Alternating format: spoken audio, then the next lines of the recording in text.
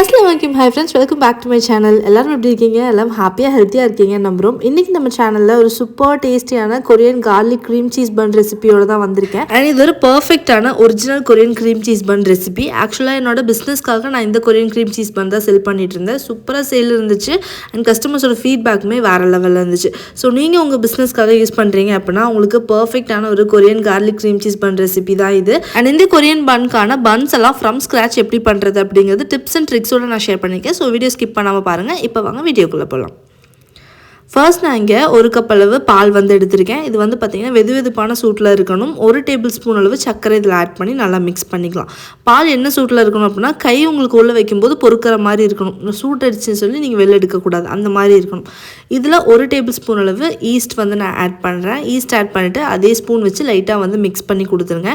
ரொம்ப அந்த ஈஸ்ட்டு சைட்லலாம் ஆகாத மாதிரி லைட்டாக மட்டும் உள்ளே மிக்ஸ் பண்ணி விட்ருங்க. அடுத்ததாக இங்கே நான் ஒரு முட்டை வந்து மீடியம் சைஸில் எடுத்திருக்கேன். அது வந்து ஒரு பவுலில் ஆட் பண்ணிக்கலாம். இதை வந்து நல்லா அடிச்சு எடுத்துக்கணும்.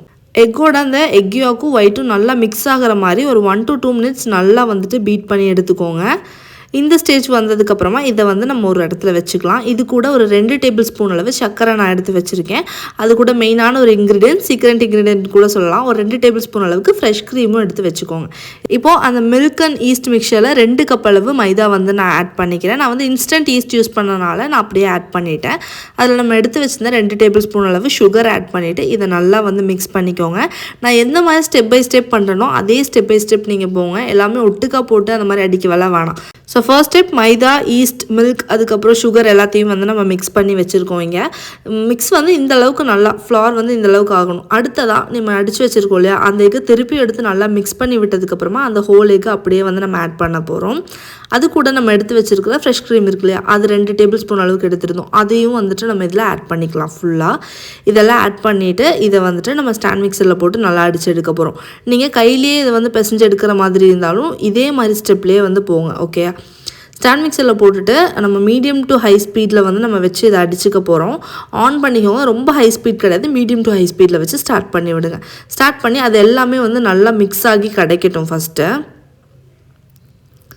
இந்த மாதிரி தான் வந்துட்டு மிக்ஸ் ஆகிட்டு இருக்கும். அந்த கொஞ்சம் வாட்டரியாக இருக்கும் ஃப்ளார் பார்க்குறதுக்கு. இப்போ வந்துட்டு இது நல்லா மிக்ஸ் ஆகி அது ஒரு எலாஸ்டிசிட்டியோட வந்து வந்துடும்.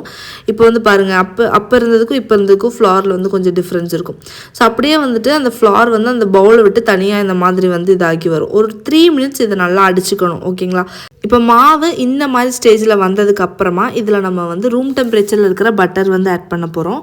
பட்டர் ரொம்ப வாட்டரியாகவும் இருக்கக்கூடாது, அதே மாதிரி ரொம்ப தணுப்பாகவும் இருக்கக்கூடாது, கோல்டாக. நான் வந்து பார்த்திங்கன்னா அன்சால்டட் பட்டர் 3 டேபிள் ஸ்பூன் அளவுக்கு எடுத்திருக்கேன்.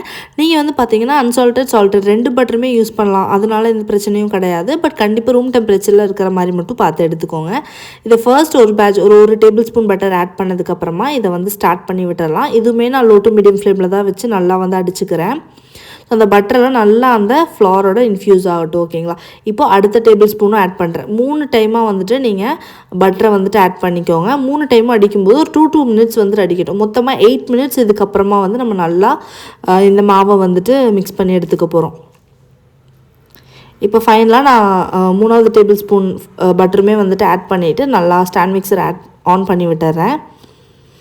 இப்போ வந்து கொஞ்சம் ஹை ஸ்பீடில் வச்சுக்கிறேன். லாஸ்ட் ஒரு 2 to 3 minutes மட்டும் நல்லா ஹை ஸ்பீடில் அந்த மாவு வந்து நல்லா மிக்ஸ் ஆகட்டும்.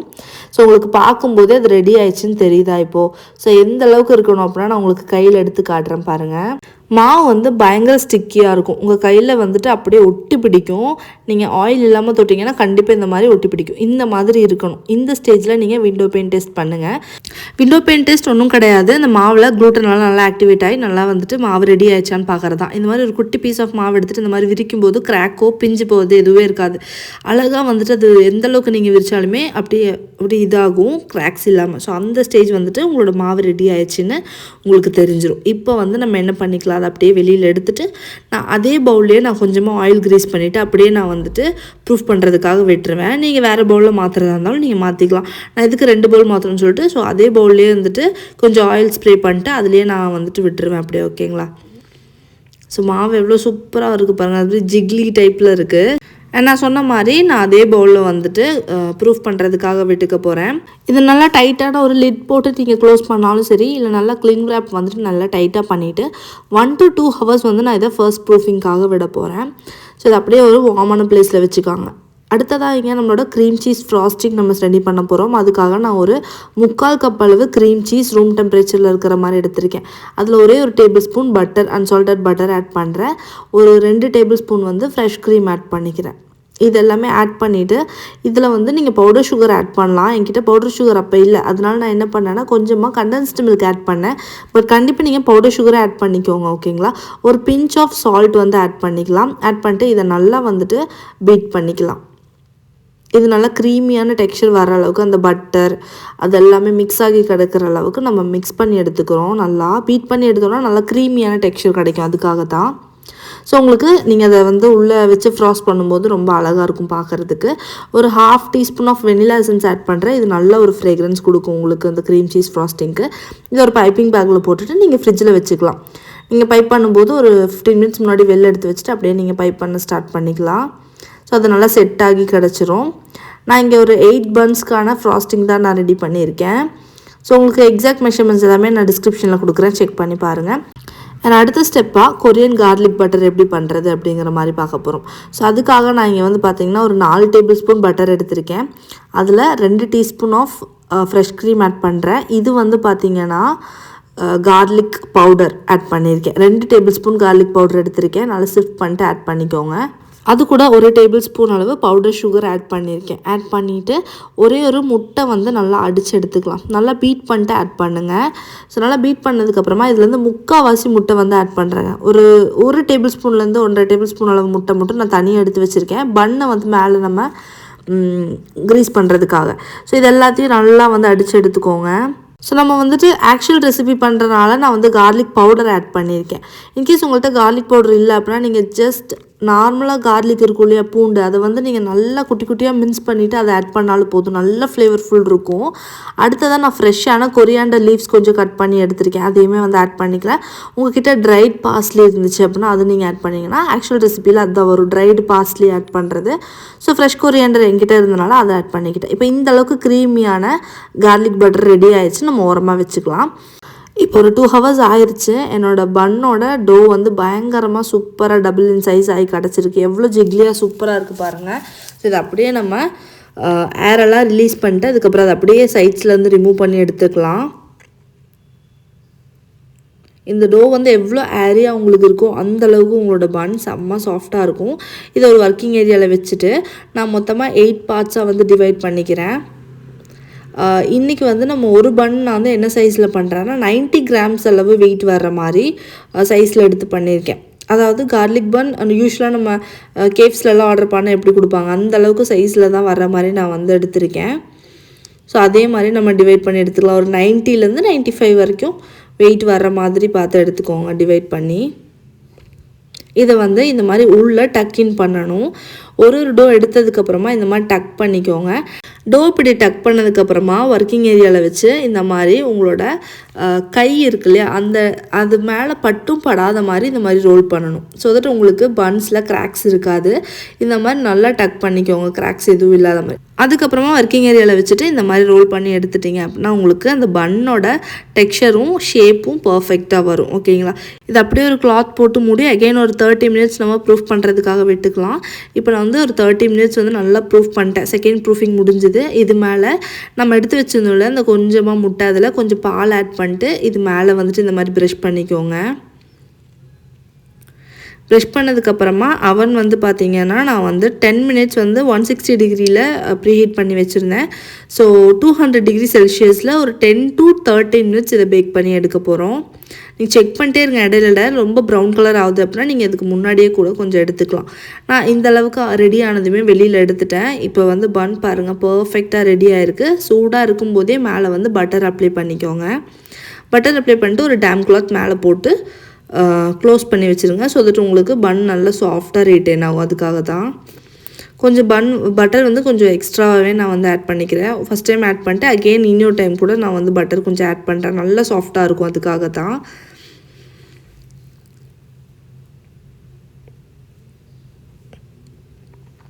இந்த பன் அப்படி நல்லா ஆற விட்டதுக்கப்புறமா நம்ம எடுத்து யூஸ் பண்ண போகிறோம். இப்போ பன் வந்து நல்லா ஓரளவுக்கு ஆறிடுச்சு. அதுக்கப்புறம் நீங்கள் இந்த பேன்லேருந்து லைட்டாக இந்த மாதிரி ப்ரெஸ் பண்ணி எடுத்தாலே உங்களுக்கு வந்துடும். சைட்ஸில் இந்த பிளாக்காக இருக்கிறது வந்து பார்த்திங்கன்னா நம்ம எக் வாஷ் கொடுத்தோம்ல, ஸோ அதுதான் வந்து அந்த மாதிரி ஆயிருக்கு. அது ஒன்றும் ப்ராப்ளம் கிடையாது. அதை நம்ம சிசர் வச்சுட்டு லைட்டாக கட் பண்ணி எடுத்துக்கலாம். நான் வந்துட்டு அந்த பிளாக் பார்ட்ஸ் அப்படி தான் வந்து கட் பண்ணுவேன். இந்த மாதிரி கட் பண்ணி எடுத்துட்டோன்னா பன் வந்து சூப்பர் சாஃப்டாக ரெடி ஆயிரும். ஸோ இப்போ உங்களுக்கு எவ்வளோ சாஃப்டான பன், பில்லோய் சாஃப்ட்னு சொல்லுவாங்க, அந்த அளவுக்கு ஒரு சூப்பர் சாஃப்டான பன் வந்திருக்கு. டேஸ்ட் இதோடது வேறு லெவலில் இருக்கும் கண்டிப்பாக. அண்ட் உங்களுக்கு நான் கட் பண்ணிவிட்டு அது எப்படி இருக்குது அப்படின்னு சொல்லி காட்டுறேன் பாருங்கள். அந்த டெக்ஸ்சர் பார்க்கும்போதே உங்களுக்கு தெரியும் அந்த பன்னோட ஃபீல் எப்படி இருக்குன்ட்டு. வேறு லெவல் சூப்பராக வந்திருக்கு. ஸோ இதே மாதிரி மெஷர்மெண்ட்ஸோட ட்ரை பண்ணுங்கள். கண்டிப்பாக உங்களுக்கு வேறு லெவல் பர்ஃபெக்டாக பன் வந்து கிடைக்கும். ப்ரூஃபிங் டைமிங் கரெக்டாக பண்ணிங்க அப்படின்னா உங்களுக்கு பன் ஓவர் ப்ரூஃப் ஆகாமல் கரெக்டாக உங்களுக்கு வந்துட்டு டர்ன் அவுட் ஆகும். ஓகேங்களா? ஸோ இது எவ்வளோ சாஃப்டாக ரெடி ஆகிருக்கு பாருங்கள். உங்களுக்கு தெரியுதா உள்ளே எவ்வளோ சூப்பராக இருக்குன்ட்டு. நான் கரெக்டாக 8 பேத்துக்குங்கிற மாதிரி மெஷர் பண்ணி செஞ்சனால ஒரு பன்னை கூட பிரித்து என்னால் காட்ட முடியல, சாரி. ஸோ செம்ம சாஃப்டாக இருந்துச்சு. ஸோ இதே மெஷர்மெண்ட்ஸோட பன் வந்து பண்ணுங்கள். நான் சொன்ன மாதிரி சேம் ஸ்டெப் ஃபாலோ பண்ணுங்கள்.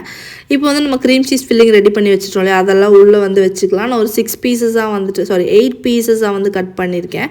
ஸோ தட் உங்களுக்கு பார்க்கும்போது அழகாக இருக்கும். இந்த கேப்ஸ்லலாம் அந்த மாதிரி தான் 8 பீசஸாக கட் பண்ணி நிறைய க்ரீம் சீஸ் ஃபில் பண்ணி கொடுக்குறாங்களே. ஸோ அதே மாதிரி நம்ம நிறைய க்ரீம் சீஸ் வந்து ஃபில் பண்ணிக்கலாம். நான் ஒரு 3 பன் இப்போ வந்து ரெடி பண்ணி எடுக்க போகிறேன். அதுக்காக 3 பன் மட்டும் நான் வந்துட்டு எல்லாத்துலேயும் க்ரீம் சீஸ் எல்லாம் நல்லா ஃபில் பண்ணி ரெடி பண்ணி வச்சுக்கிறேன். உள்ளேயும் ஃபில் பண்ணுங்கள், அதேமாதிரி மேலேயும் ஃபில் பண்ணுங்கள். இப்போ நம்ம ரெடி பண்ணி வச்ச அந்த பட்டர் இருக்கு இல்லையா, கொரியன் கார்லிக் பட்டர், ஸோ அதில் வந்துட்டு டிப் பண்ண போகிறோம். ஸோ நமக்கு பார்க்குறதுக்கு நல்லா க்ரீமியாக இருக்குல்ல. ஸோ இந்த பட்டரில் வந்து நம்ம டிப் பண்ணி எடுக்கும்போது அந்த மேலே அந்த கிளேஸோட ரொம்பவே நல்லாயிருக்கும். நம்ம மெல்ட் பண்ணி எடுத்த பட்டரில் இது பண்ணுறத விட இந்த மாதிரி பண்ணும்போது தான் அந்த ஆக்சுவல் ஃபீல் வந்து கிடைக்குது அந்த கொரியன் பன்னுக்கு. ஸோ இதே மாதிரி வந்து ரெடி பண்ணிக்கோங்க. நானும் ஸ்டார்டிங்கில் மெல்ட் பண்ணி ஆட் பண்ணிகிட்டு இருந்தேன், பட் எனக்கு அது அந்தளவுக்கு சாட்டிஸ்ஃபைடாக இல்லை. ஸோ தட் இந்த மாதிரி மெத்தடில் ரொம்பவே சூப்பராக வருது. அதனால தான் நான் உங்களுக்கு வந்து இந்த மெத்தட் சொல்லி கொடுக்குறேன். இன்கேஸ் நீங்கள் பட்டர் மெல்ட் பண்ணி அதில் கார்லிக் கொரியண்டரில் ஆட் பண்ணி அந்த மெத்தட் ஃபாலோ பண்ணுறதா இருந்தாலும் நீங்கள் ஃபாலோ பண்ணலாம். அண்ட் இதில் இன்னொரு டிப் என்னென்னா, கொஞ்சமாக ஒரிகேனோ ஆட் பண்ணிங்க அப்படின்னா அதோட டேஸ்ட்டு வேறு லெவலுக்கு போயிடும். ஏன்னா நான் ட்ரை பண்ணியிருக்கேன். இப்போ என்கிட்ட ஒரிகேனோ இல்லை, அதனால நான் ஆட் பண்ணேன். இருந்தால் கண்டிப்பாக ஆட் பண்ணியிருப்பேன். சில்லி ஃப்ளேக்ஸும் நீங்கள் ஆட் பண்ணலாம், கொஞ்சம் ஸ்பைஸியாக சாப்பிட்ணும் அப்படின்னு நினச்சிங்கன்னா. பேக் பண்ணுற டைமிங் வந்து பார்த்திங்கன்னா 170 டிகிரி செல்சியஸில் 10 மினிட்ஸ் லைட்டாக வந்துட்டு பேக் பண்ணி எடுத்திருக்கேன். அவ்வளோதான். நல்லா சாஃப்டான கொரியன் பன்ஸ் ரெடி ஆயிடுச்சு. ரொம்ப ஓவராக வந்துட்டு கட்டி ஆகாது, மேலே செம்ம சாஃப்டாக இருக்கும். எவ்வளோ நேரம் இருந்தாலும் அந்த சாஃப்ட்னஸ் அப்படியே இருக்கும் உங்களுக்கு.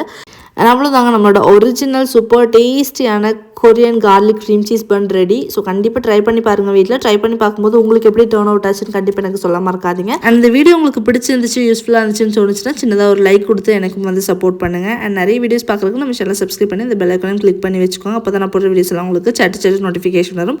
உங்கள் ஃபேமிலி அண்ட் ஃப்ரெண்ட்ஸில் யாராவது பேக்கிங்கில் இன்ட்ரெஸ்டடாக இருக்காங்கன்னா அவங்களுக்குமே ஷேர் பண்ணி நம்ம வீடியோஸை பார்க்க சொல்லுங்கள். ஸோ தட் அவங்களுக்குமே வந்துட்டு யூஸ்ஃபுல்லாக இருக்கும். இன்னொரு நல்ல வீடியோவோட உங்கள் எல்லாத்தையும் வந்து நான் மீட் பண்ணுறேன். And then take care, bye, thank you, அஸ்ஸலாமு அலைக்கும்.